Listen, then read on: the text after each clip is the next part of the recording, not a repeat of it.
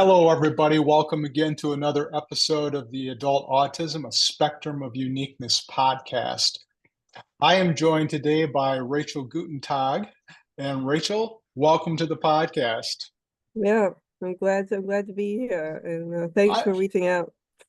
I'm glad you're here too, Yeah, because when I try to do my investigating of people who I want to have on the podcast, I kind of do the Google search and just kind of look for topics and stuff. And as I was going through my search this time, I came across this blog post, and actually I have it right here. But it's titled "The Autistic Guide to Small Talk," and I thought, yes, wow, that's pretty interesting because as I just told you before we started the podcast here, that a lot of the autistic folks that I work with are just kind of want to shy away from that. They don't like that too much, and you and I can talk about that in a few minutes. But that'll be our topic for today. But before we get started on that, just if you could share with the Autism Nation audience who you are, what you do for a living, and what made you decide to go into your line of work. so I'm Rachel Guttentag.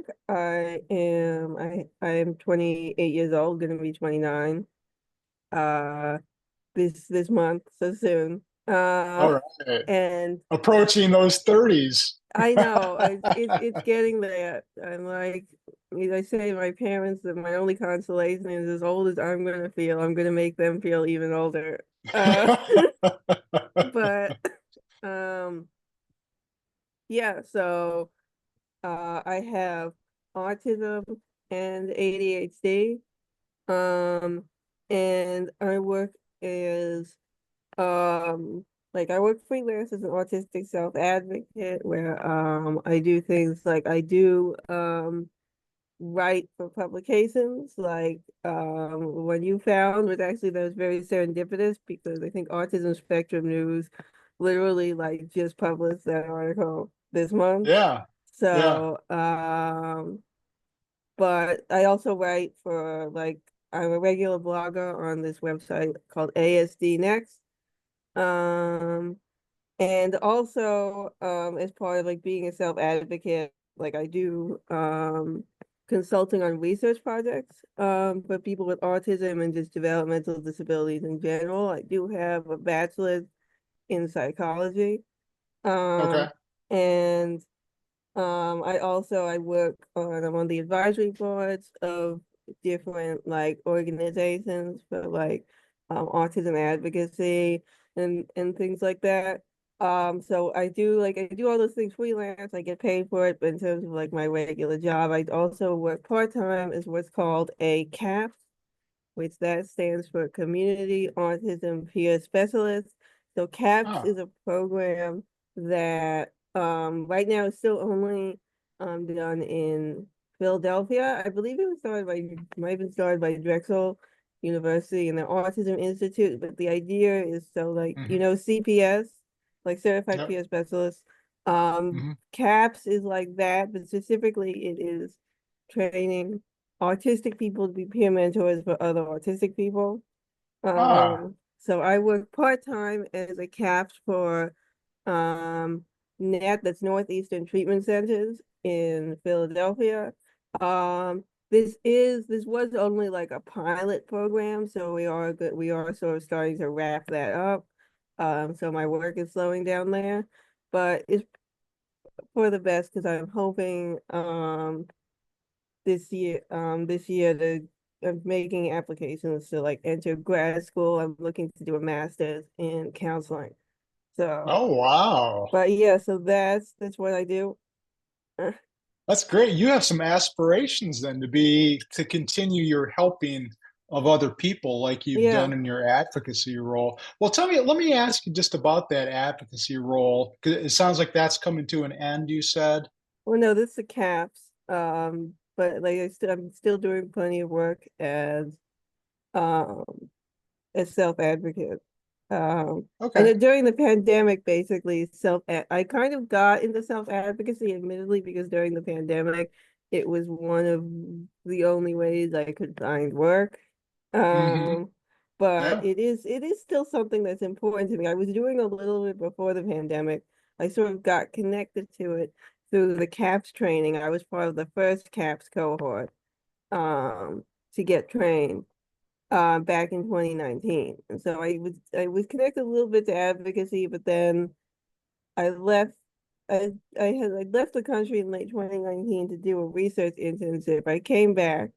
So I was without between jobs once the pandemic hit. And so Got it. um Okay. I ended up, you know, advocacy, it doesn't pay well, but it does pay something, especially like because of my bachelor's in psychology, offering like research consulting that does And as pay part of something. that advocacy work that you've done, what is Yeah. one thing that maybe you've learned about yourself, or I don't know, learned about other people that you've worked with in that role that you found to be valuable? I think like I've learned, I don't know if this is fully something I've learned about myself, but I guess it's become clearer to me that like um I always I don't like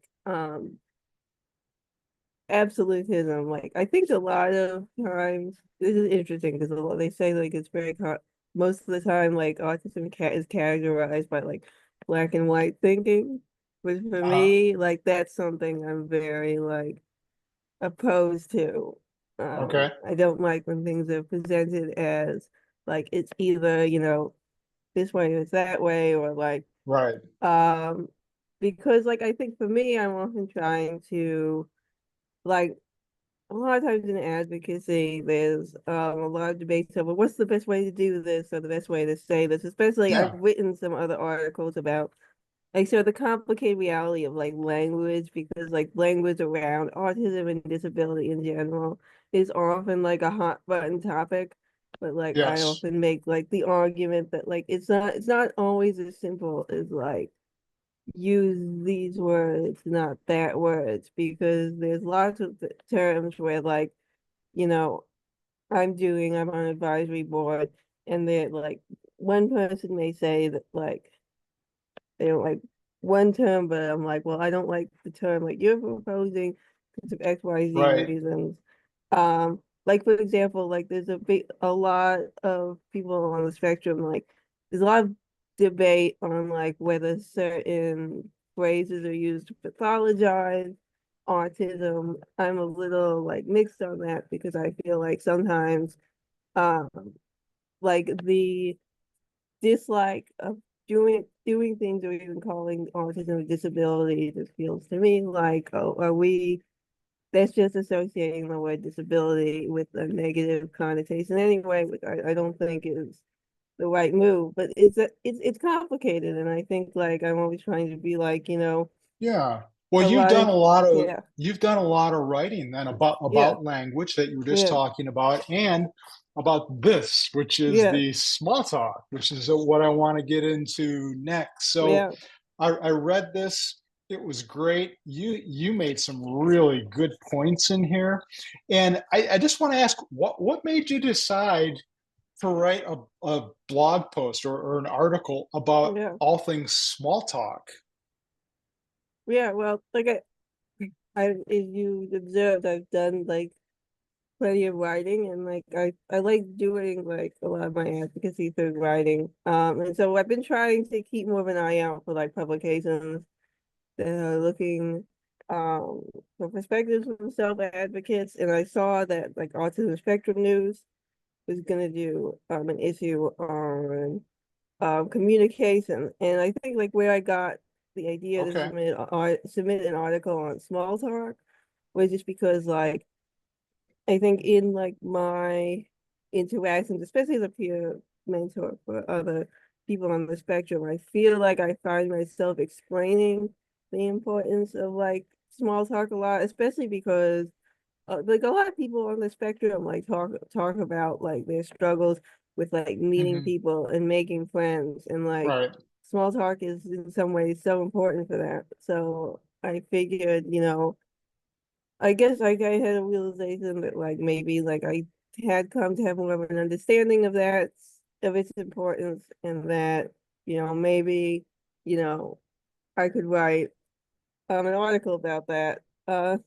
Which I'm glad Okay. that I'm glad that you think I make a lot of good points, because I'm like, it feels a little like the blind leading the blind there, but um Well, you know what I liked about that article, and yeah. I'll put a link to this in the show notes, so if people want to read it, they can read it. But you really come at this from your own personal experiences, and basically what you're saying is that you don't have to try out these suggestions if you don't want to, but this is what I found to be helpful. That's kind of how you come across, and you've put in some very useful tips and techniques and reasons why you do what you do Hmm. in your own small talk. But what do you think? Just there are a lot of people, autistic folks, who do not like small talk. Why do you think that's the case? Why do they? Because I get that a lot with my autistic clients. It's like, I don't want a small talk. Why do you think that's the case, Rachel?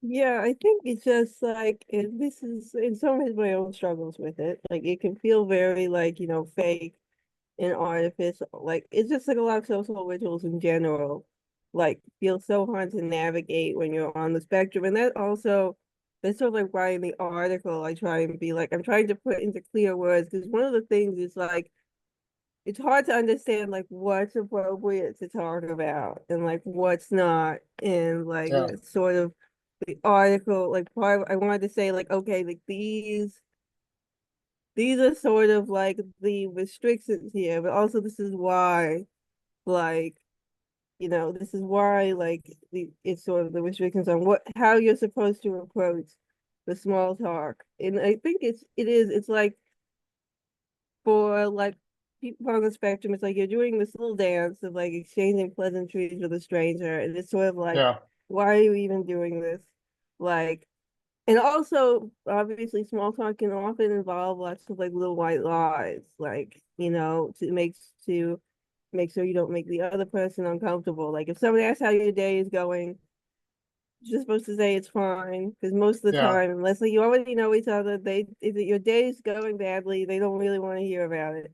And obviously that's Mhm. something that it's just uncomfortable sometimes for a lot of people on the spectrum. It can be hard to remember to like say those white lies, or also again it just increases the feeling of that it's like an artificial interaction. And like, yeah, and I think people are like, well, how am I supposed to really like meet people and get to know them through this? So um Yeah, it's almost like, so it's sort of like what you're saying. It kind of feels fake. The yeah. small talk kind of feels fake. What would you prefer?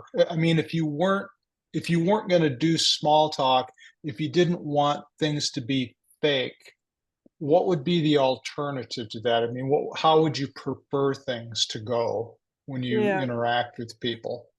I mean, I do like it where sometimes Yeah, you start a conversation with someone, and sometimes it just sort of naturally leads to like you guys, sort of getting deeper almost right off the bat. Usually it's if you meet someone and you end up having the same experiences or interests, and you're just like swapping yeah, stories.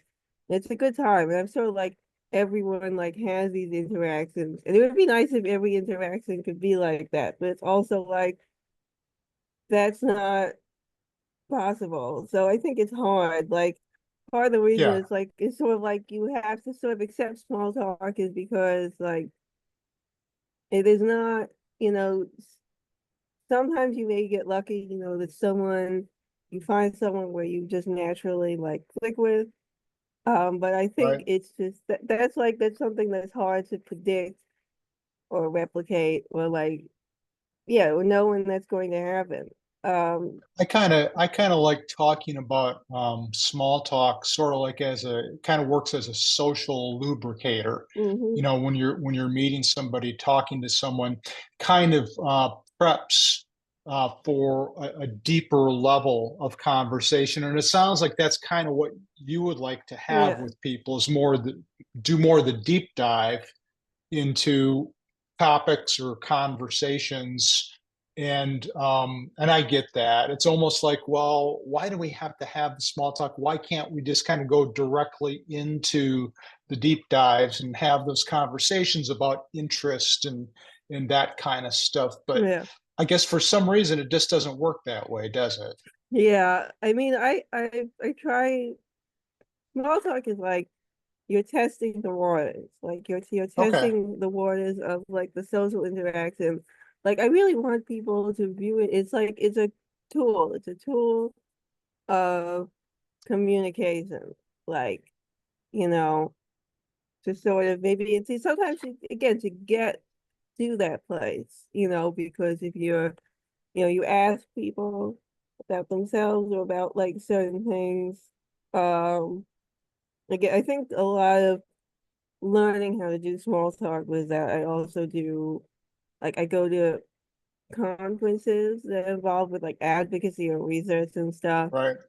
And that's a lot of that.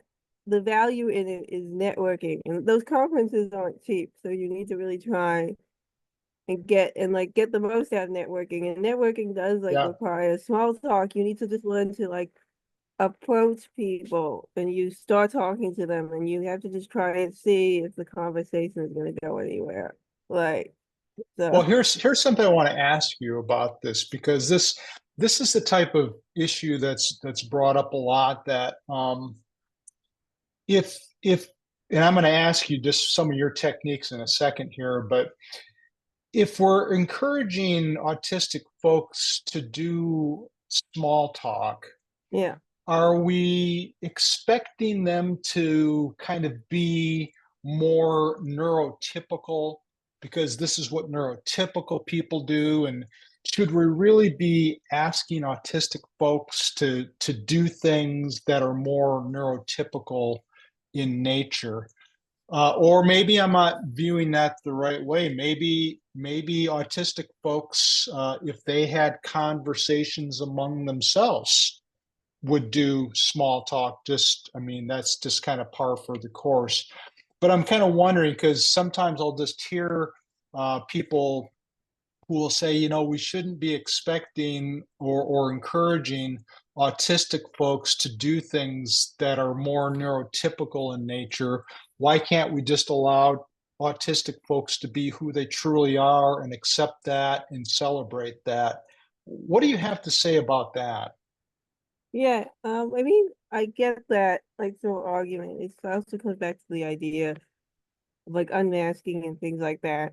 Yeah. Part of it is again, I'm like, I don't I think in some ways like part of it is like I guess a neurotypical way of communication, but in some ways I'm like I think sometimes the idea that even other autistic people have a single specific method of communication is a little overblown because like I know that Okay.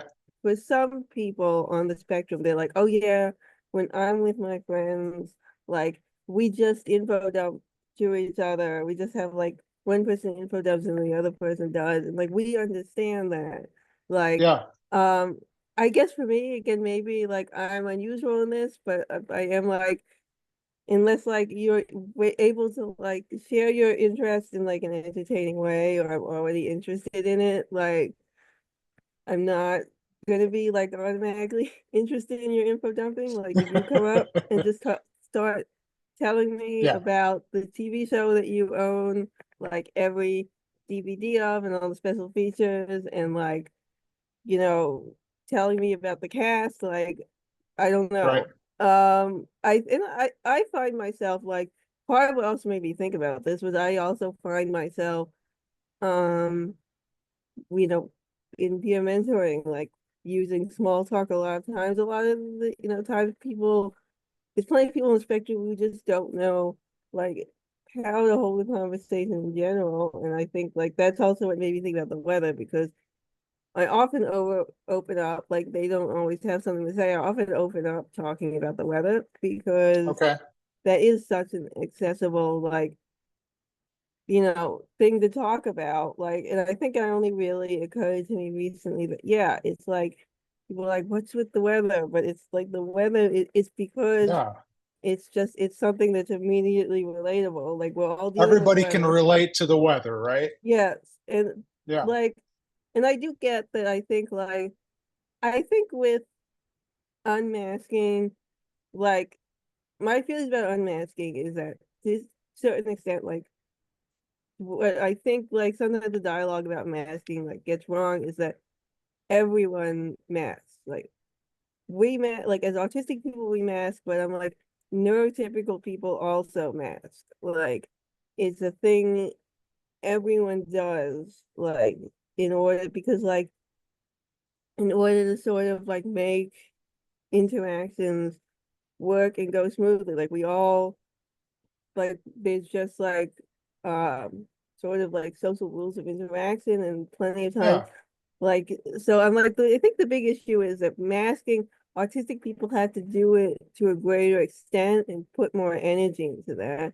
And that's something that needs to be like recognized. And And maybe that enters into small talk as yeah, well. And talking about the weather, certainly, I think when you just mentioned that's certainly an easy conversation starter because we can yeah, all relate to that. But in your article, you also talked about some other ways that I think basically the same concept that these are things that both people can relate to, like when you talked about complaining, yes, sharing grievances. yes. Talk a little bit about that, Rachel. Yes, shared complaining. I'm like, that's such a good tool that helps me a lot. And I'm like, I tried to make clear because I also said in another part that it's like you shouldn't be like dumping your own problems like onto another person and kind of Okay. why that. But then at the same time, I think when you're like, if something like bad is like happening to you and like someone else at the same time. I gave the example, this is a real example of like being like stuck in line at the airport. Like, this was something that actually happened to me. Like, at like, I was trying to get to like our conference and Hmm. the security line was like so long. Oh yeah. So I did strike up a conversation with some of the people like in the line with me about like, how long how long the line was, whether like Yeah. we were worried that we were gonna miss like our flights, like what flights we were waiting for. Like, I think like people do appreciate the opportunity to commiserate because like commiseration like can help people feel better about like Yes. what's happening, because then like you're not like stressed out and freaking out like alone. Well, it's And yeah, another common experience. It's yeah, like we're all in this together. yeah, This is something that we can all relate to. And you had also mentioned maybe as another small talk technique, finding common ground in travel. yeah, Tell us a little bit about yeah. that. What did you Well, mean by yeah, that? that was sort of, well, I was giving an example of like, I guess having like trying to find shared interests, and like I kind of use travel because lots of people like to hear about travel. Like, I like Yeah. to travel a lot, so I've been to like several countries. I've actually lived temporarily in several countries. Um, I've studied abroad. I had a research internship abroad. In 2023, I lived in Japan for 2 months. And like Wow. people like, that's just something that like I gave this example because that's tends to be something that people are often interested in hearing Right. about. Hmm. And And I guess, also, I think yeah, it'll spark them to kind of share with yeah, you where they had traveled, or maybe they traveled to the same place that you did and they want to compare.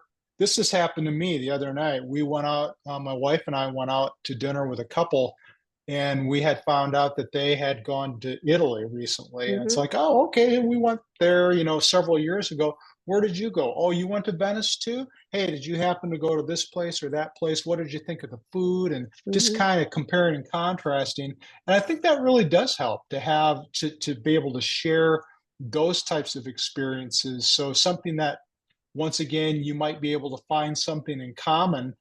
And then you also talked about telling people about yourself, or getting them to tell you Yeah, about themselves. Say a little bit about that, yeah. Rachel. How could that be helpful? Yeah. Well, I mostly presented that as that's like if you like sort of don't know what to say, like I'm sort of like get making sure to get people to also carry the conversation, like asking them about themselves. And also I guess I think that's a good way to make sure that like a conversation doesn't feel one-sided. I think that's something that Okay. can often happen with like people on the spectrum.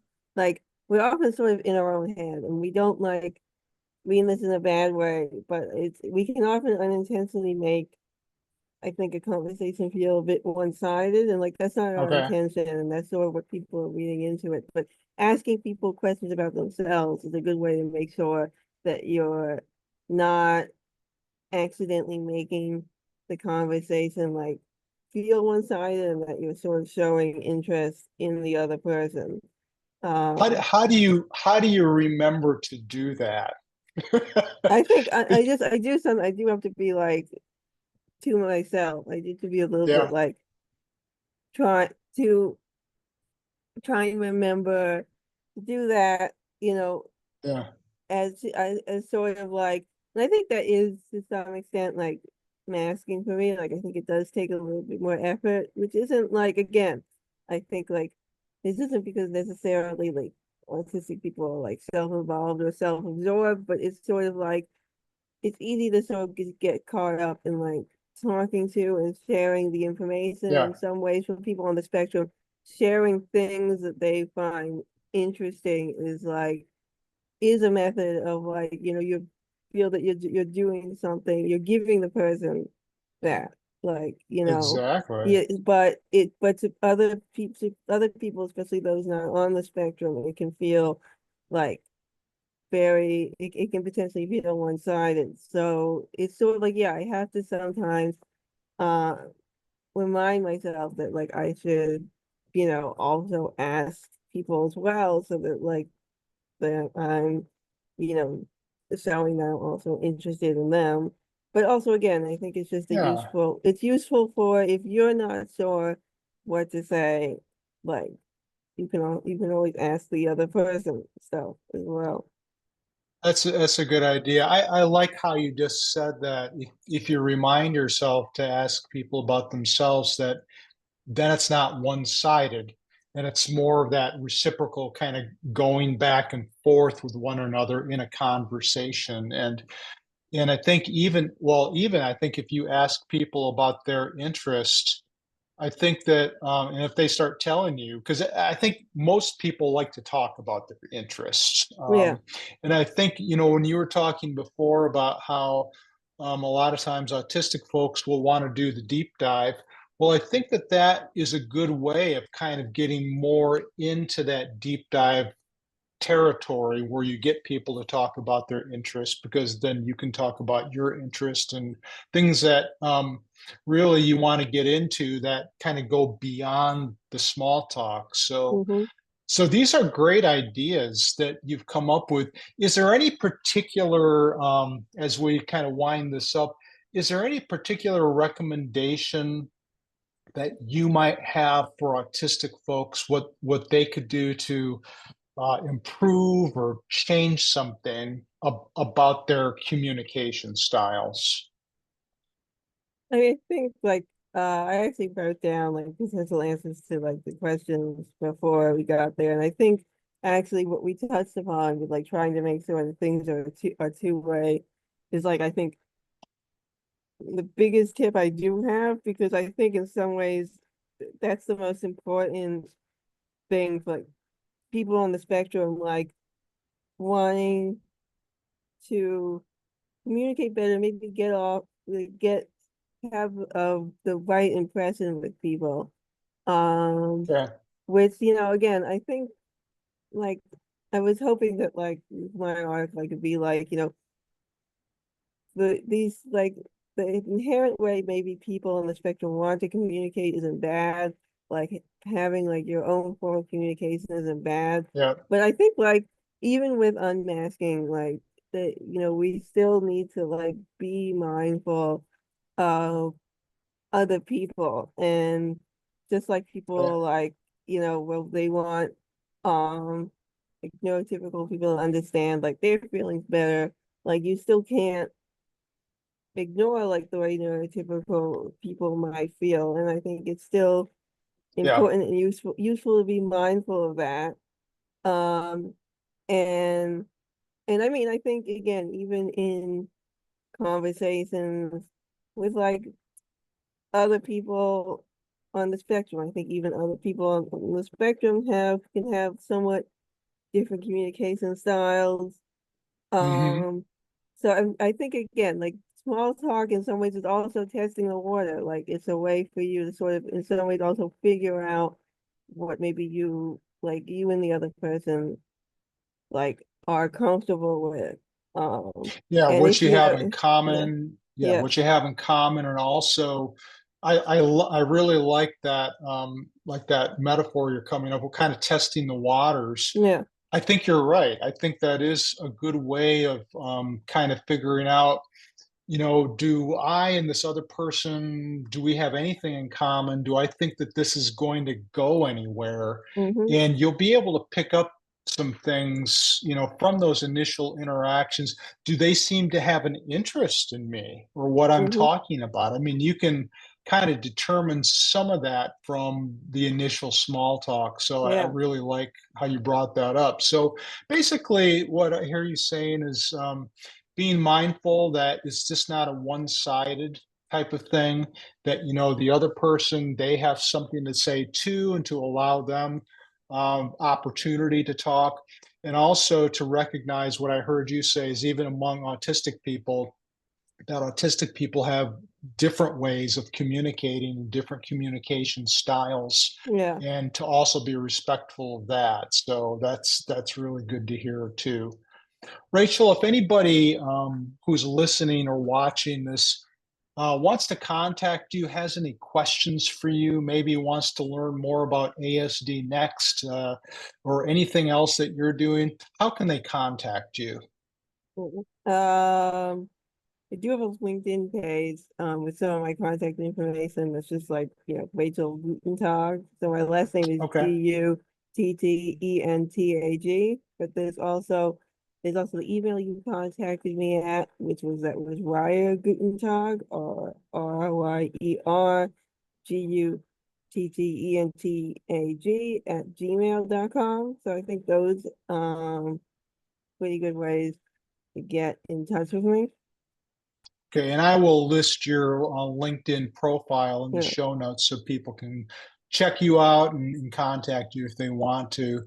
Mm-hmm. Well, listen, Rachel, thanks so much for agreeing to do this. This was a fascinating conversation. I never thought I'd be interviewing somebody about small talk, but I really liked what you had to say in your article, and appreciate you coming on here today to talk about it. Mm-hmm. Yeah, and I was really glad you reached out to me. It's been great talking to you as well. Okay, well, you have a good rest of the day. You too. Okay.